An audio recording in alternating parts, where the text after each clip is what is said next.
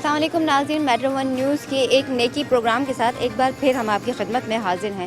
ناظرین، استاد کو روحانی باپ کا درجہ بھی حاصل ہے۔ ماں کی آغوش کے بعد استاد ہی ہے جو بچوں کو اچھائی اور برائی کا سبق دیتا ہے، جو اس کو بچوں کو زندگی میں آگے بڑھنے کا سلیقہ سکھاتا ہے۔ ناظرین، ایسے ہی ایک استاد، ایسے ہی روحانی مرحوم استاد اور لیکچرار کے گھر میں ہم موجود ہیں۔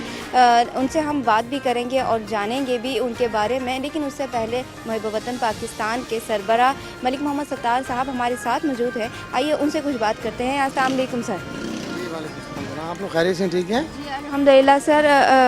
اظہر صاحب کے گھر پہ ہم موجود ہیں۔ ان کی زندگی ہمارے لیے، ہمارے نوجوان نسل کے لیے ایک بہترین نمونہ ہے۔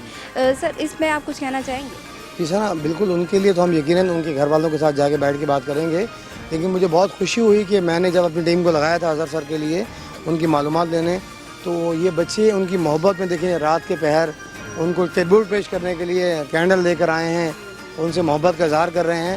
تو سب آپ لوگ بہت اچھے پاکستانی بچے ہیں بیٹا، آپ اپنا بہت خیال رکھیں۔ سر اظہر آپ کے لیے بہت کچھ کریں گے، آپ نے ان کو اس مشن کو جاری رکھنا ہے، ٹھیک ہے؟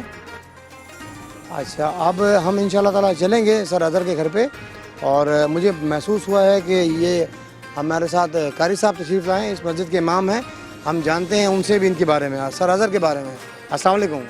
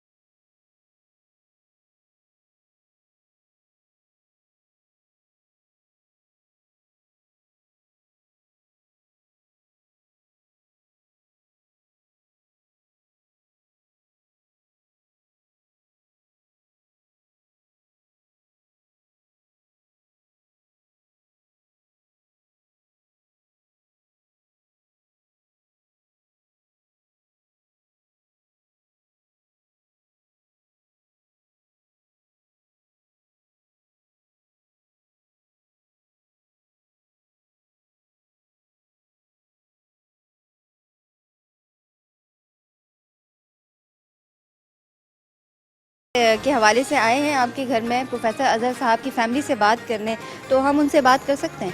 جی جی کر سکتے ہیں آپ۔ یعنی جی آئیے سر، سر بھی ہیں ہمارے ساتھ، آ جائیں۔ آ جائیں آ جائیں۔ چلیں آئیے سر۔ اس وقت ہم موجود ہیں پروفیسر لیکچرار محمد اظہر سر کے گھر میں۔ ان کی بھابھی نوشین ہمارے ساتھ ہیں، آئیے ان سے کچھ بات کرتے ہیں۔ السلام علیکم۔ وعلیکم السلام۔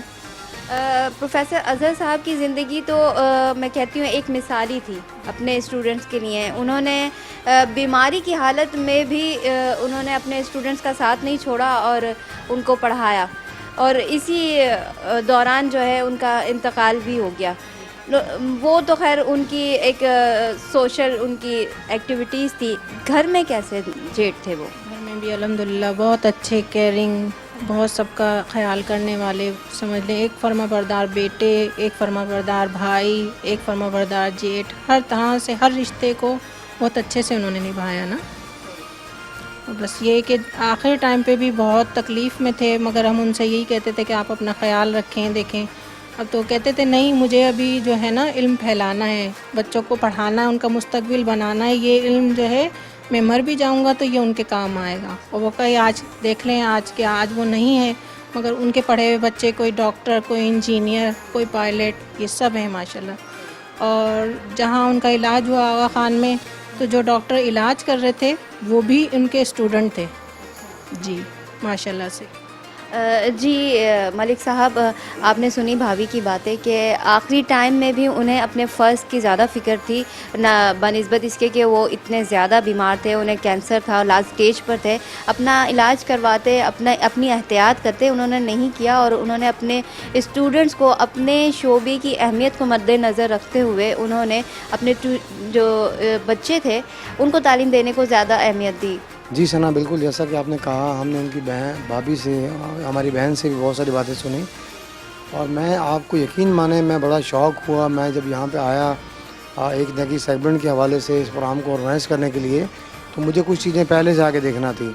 تو مجھے اتنی حیرت ہوئی، ان کے محلے دار میرے پاس جمع ہو گیا. جیسے میں گاڑی سے اترا، سب لوگوں نے فرداً ایک نئی کہانی ہمیں سنائی، اور اس میں سے 2-4 باتیں میں شیئر کرتا چلوں. یہاں پہ کئی لوگ مجھے ملے جنہوں نے بتایا کہ وہ واقعی آخری وقت تک اپنے علم کو پھیلانے کے لیے، اپنے جذبے کو اجاگر کرنے کے لیے، لوگوں کے بچوں کو اویئر کرنے کے لیے، ان کو تعلیم یافتہ بنانے کے لیے زندگی اور موت کی کشمکش میں بھی تھے. اور ان دنوں میں شاید بچوں کے فائنل پیپر تھے، تو وہ بالکل بھی آرام میں نہیں بیٹھے ہوں. وہ بار بار یہ ذکر کرتے تھے کہ اگر میں ہاسپٹل چلا گیا تو ان بچوں کا کیا ہوگا، ان کا سال ضائع ہو جائے گا، یہ بہت ان کا سال قیمتی ہے.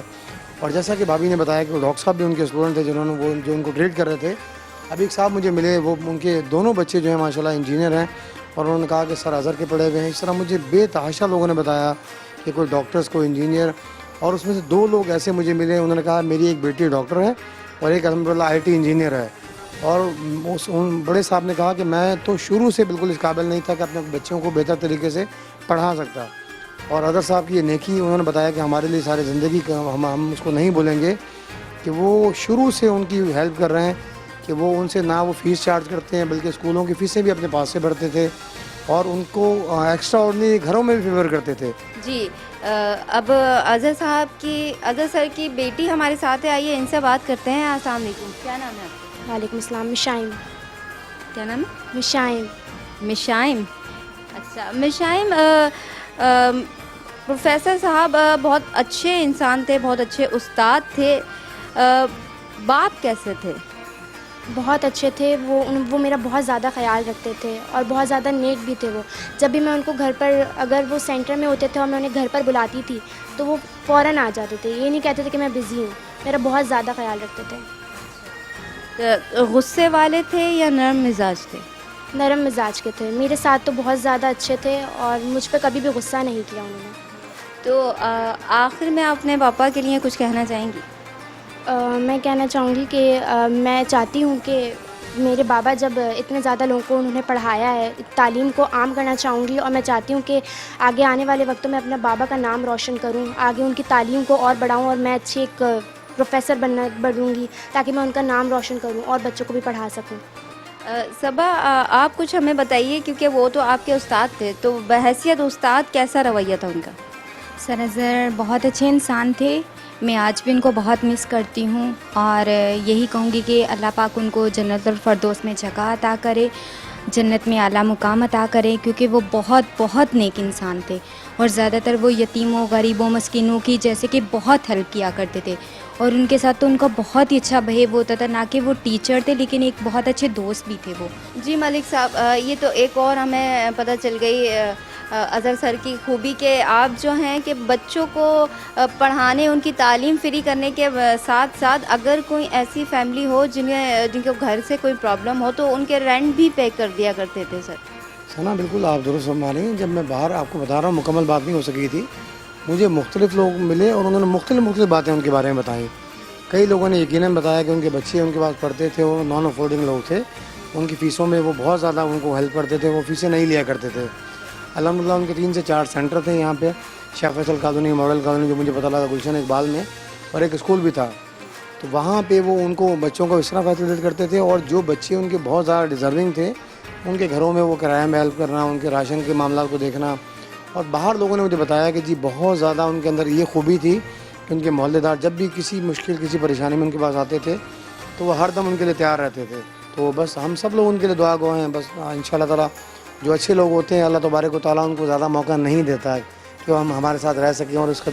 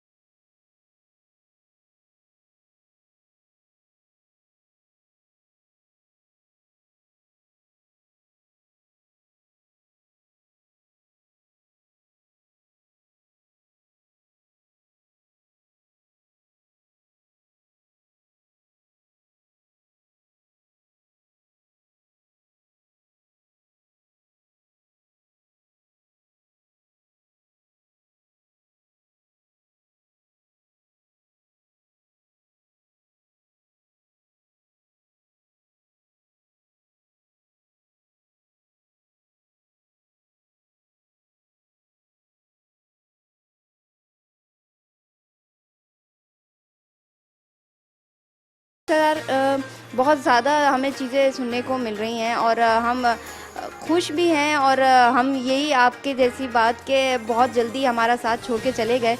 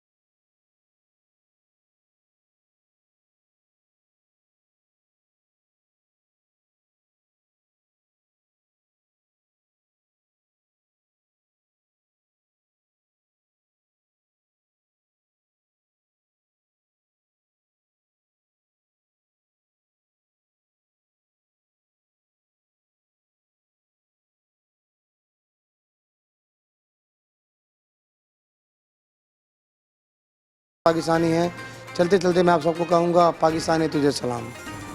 بالکل صحیح کہا آپ نے کہ کل نفس ذائقۃ الموت، ہر نفس کو موت کا مزہ چکھنا ہے. محمد اظہر سر نے تو کسی کو ڈاکٹر، کسی کو انجینئر، کسی کو بزنس مین بنا کے علم کی شمع روشن کر دی، لیکن ہم امید کرتے ہیں کہ ہماری آنے والی نسلیں، ہماری موجودہ جو نسلیں ہیں وہ اس شمع کو روشن رکھیں آگے بھی.